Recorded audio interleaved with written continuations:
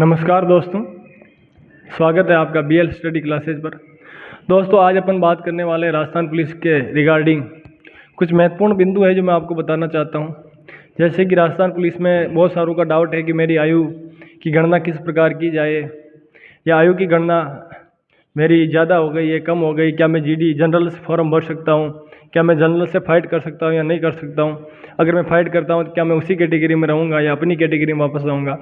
तो इन चीज़ों पर मैं आपको बात करना चाहता हूँ। कुछ चीज़ें मैं जो आपको समझा देता हूँ। जैसे कि राजस्थान पुलिस भर्ती में इस बार 1 वर्ष की अधिकतम छूट दी गई है।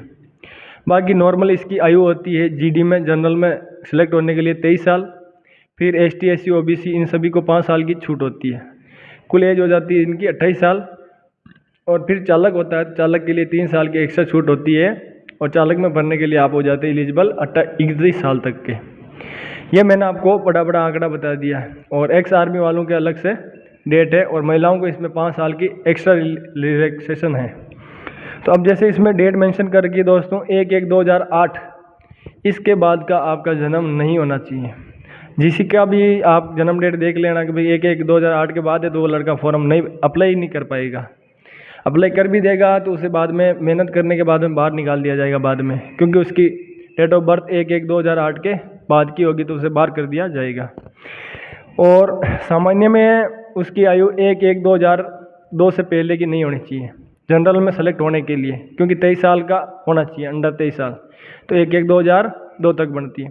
फिर वो अपनी कैटेगरी में जाने के लिए, जैसे एसटी एससी ओबीसी इनको 5 साल की छूट है, तो इनको छूट होने के कारण इनकी आयु की गणना 2/1/1997 तक की गई है। 2 जनवरी 1997। इससे पहले का अगर कोई व्यक्ति है तो अपनी कैटेगरी में जनरल ड्यूटी में फॉर्म भर ही नहीं सकता। बिल्कुल जनरल ड्यूटी में फॉर्म नहीं भर सकता।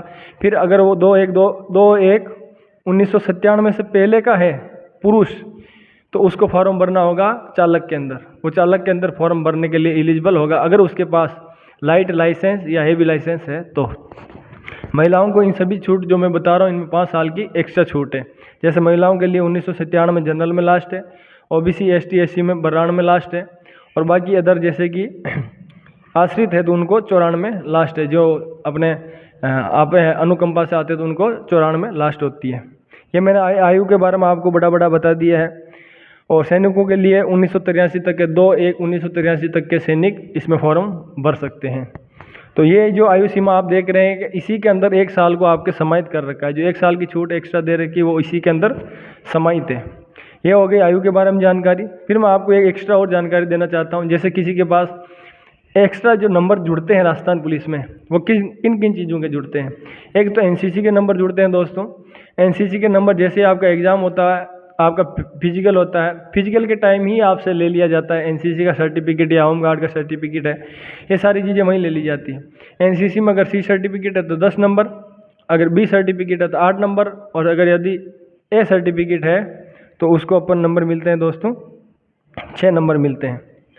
इसी प्रकार से होम गार्ड में है। होम गार्ड में अगर 3 साल की सर्विस कर रखी है तो 10 नंबर, 2 साल की कर रखी है तो 8 नंबर, और 1 साल की सर्विस कर रखी है तो 6 नंबर मिलते हैं। इसके अलावा दोस्तों अगर आपने पुलिस के लिए कोई अच्छी पढ़ाई कर रखी हो, जैसे पुलिस विभाग के लिए कोई अच्छी पढ़ाई कर रखी हो, उसमें एमए एमएससी हो आप, तो उसके लिए आपको 10 नंबर मिलते हैं। जैसे कि आप एमए एमएस हो सुरक्षा क्रिमिनोलॉजी साइबर में, तो आपको उसमें 10 नंबर मिलते हैं। ये डिग्रियों के नंबर हैं। और उसी में सिक्योरिटी मैनेजमेंट व सुरक्षा में इसमें आपको 8 नंबर मिलते हैं। जैसे सरदार पटेल यूनिवर्सिटी करवाती है तो वो डिप्लोमा करवाती है, उस डिप्लोमा का आपको नंबर मिलते हैं 6 नंबर मिलते हैं। तो ये हो गए एक्स्ट्रा छूट की बात है कि मैंने आपको बता दिया आयु और कुछ छूटें मिलती हैं वो। और अब मैं आपको एक और जानकारी देता हूँ। जैसे आपने अभी फॉर्म भर लिया होगा, किस ज़िले से फॉर्म भरें किस से ना भरें।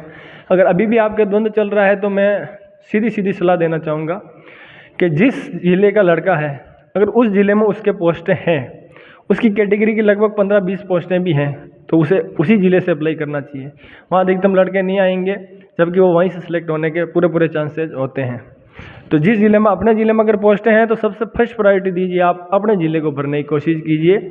उसकी मेरिट इतनी कोई आई नहीं जाती। राजस्थान पुलिस की पिछली बार हाईएस्ट मेरिट गई थी चित्तौड़गढ़ डिस्ट्रिक्ट की 94, वो भी जनरल की फाइनल मेरिट 94 जनरल की गई थी। और जनरल की मतलब हाईएस्ट मेरिट बता रहा हूँ मैं, लो मेरिट तो 75 नंबर तक भी है, और अपने डूंगरपुर बांसवाड़ा उधर देखो तो 32 नंबर में भी सिलेक्ट हुए हैं, ऐसी बात नहीं है। लेकिन हाईएस्ट मेरिट थी 94 चित्तौड़गढ़ की, और वहाँ पर मेरी जनरल रैंक 1 थी, ये देख लीजिए, पहली रैंक थी। चित्तौड़गढ़ से जनरल रैंक 1 है और वहाँ हाईएस्ट मेरी 94 थी। इसीलिए मैं आपको यही बताना चाहता हूँ, अपना जिला है तो वहीं से भर दीजिए, और उसमें मेरिट अधिकतम आप 100 क्रॉस करने की कोशिश करना।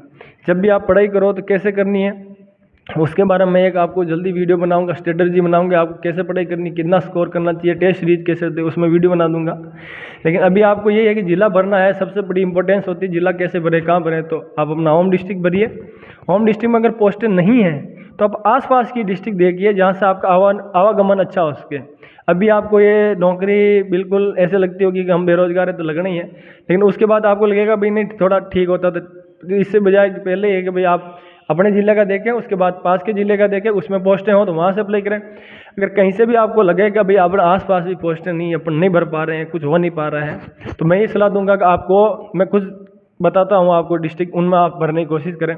जैसे नए बने डिस्ट्रिक्ट है, फलौदी है, बालोतरा है और डीडवाना कुचामन है, इन सभी में काफ़ी सीटें आई हैं, अच्छी सीटें हैं। ब्यावर में भी अच्छी सीटें आई हैं, तो फलौदी, डीडवाना कुचामन, ब्यावर, बालोतरा, इनमें काफ़ी अच्छी सीटें हैं।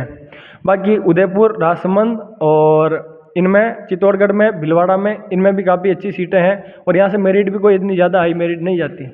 भीलवाड़ा की मेरिट अब कम जाने लगी है, ब्यावर की नया जिला बना है, उसमें बिल्कुल इतनी ज़्यादा मेरिट नहीं जाएगी, पोस्टें काफ़ी अच्छी हैं। तो बाकी डीडवाना कुचामन, नागौर वाले उधर ही भरते हैं, तो इधर आने के इतना होगा नहीं, तो मेरिट जाने की संभावना भी नहीं है। बाकी मैं और बता देता हूँ आपको, जैसे कि 3 नई बटालियन बनी है, अपना सीकर है, अलवर है और बाड़मेर है। तीनों बटालियन में 501 पोस्ट है, हर कैटेगरी की बेहतरीन पोस्टें आई हुई है उसमें।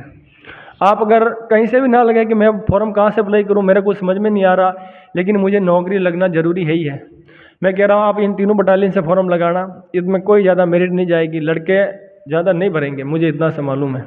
जितनी पोस्टें नज़र आती है लोग यही सोचते हैं कि वहाँ से ज़्यादा फॉर्म आएंगे, ज़्यादा फॉर्म आएंगे, उसके चक्कर में फॉर्म भरते नहीं है और वहाँ की मेरिट लो चली जाती है।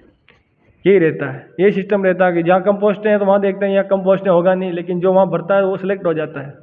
या ज़्यादा पोस्टें हैं वो भरते हैं, हम यहीं से भर रहे हैं, यहाँ ज़्यादा फॉर्म आ जाएंगे, वहाँ पे भी नहीं आते हैं। नॉर्मली सब में सामान्य चलता है, कोई इधर का उधर आ रहा है, इधर का उधर जा रहा है, ऐसा ही होता है।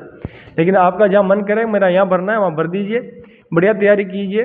मैं जल्दी वीडियो लेकर आऊँगा आपके सिलेबस के टॉपिक के बारे में कि भाई कैसे क्या करना होता है और आपका मेडिकल फिजिकल कैसे होता है, तो मैं ये चीज़ें भी आपको पहले ही बता दूंगा, तो आपको एक सहूलियत रहेगी भी हाँ हमारे आगे एग्ज़ाम है, एग्ज़ाम के बाद ये करना है, मेडिकल है, फिर फिजिकल है। तो सबसे पहले आपका एग्ज़ाम है, जुलाई की डेट दे रखी है, जून जुलाई की, तो 2-3 महीने तैयारी कैसे करें वो भी मैं आपको बता दूंगा। उसके बाद आपका फिजिकल होगा, फिजिकल में क्या किस प्रकार से होता है, क्या प्रोसेस होता है, वो मैं पूरा बता दूंगा।